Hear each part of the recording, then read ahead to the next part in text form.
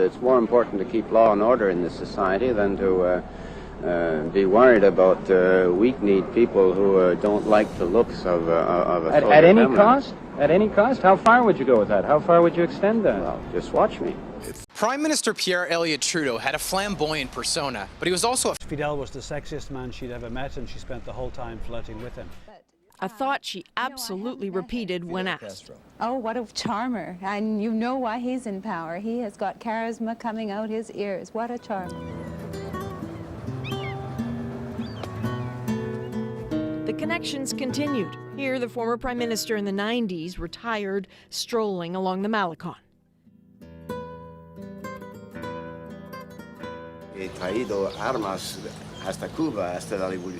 Pairing up with Castro again, chewing over the problems of the world. Those days, those men, now gone. Presidents and Canadian prime ministers Fidel Castro saw come and go. He only really built a rapport with one person, one prime minister, Pierre Elliot Trudeau.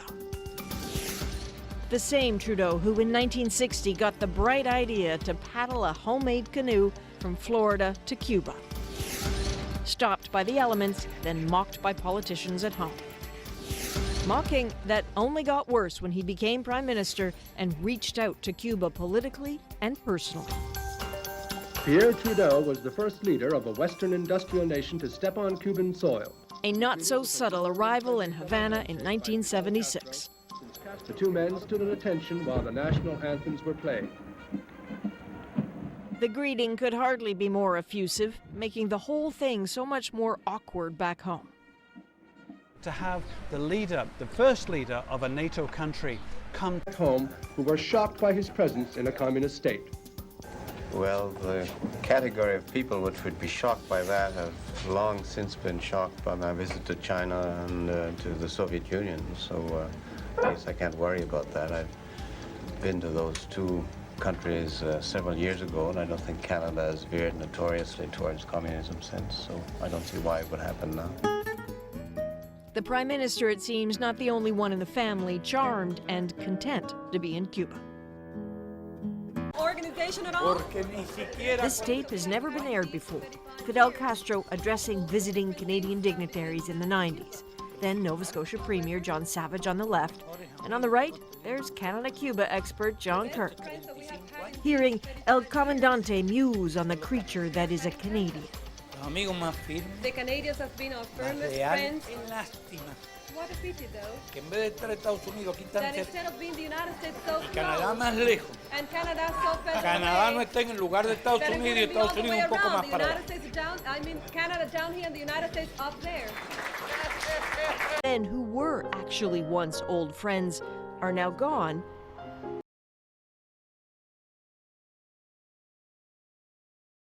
Macombo, Maggie celebrates her wedding anniversary without Pierre.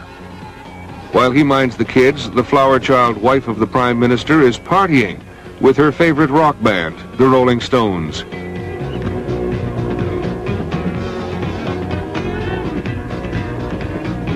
Maggie gathers no moss, and the gossips have a field day.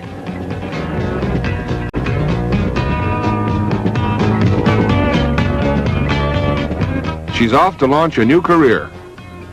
Her chief asset? Anima. C'est l'un des meilleurs moyens pour arriver au Samadhi. Je suis sûre que tu dois y avoir d'autres moyens, plus spirituels. La satisfaction de l'esprit passe avant tout avec Nixon's. When the U.S. President and Pat come to Ottawa.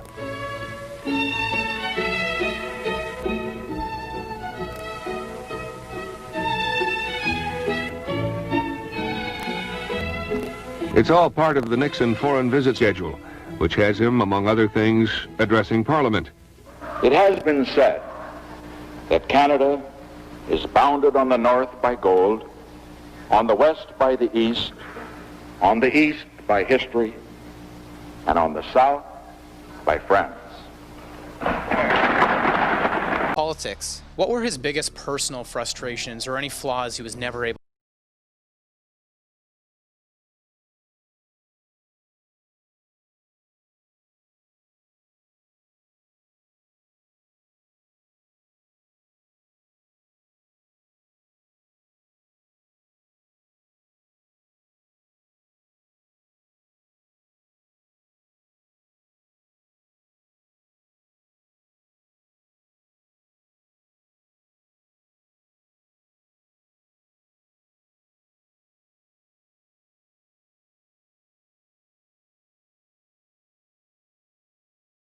then who were actually once old friends are now gone, the new faces aren't so unfamiliar. The history is real enough, the connections deep enough, that those old bonds might just endure a brand new day.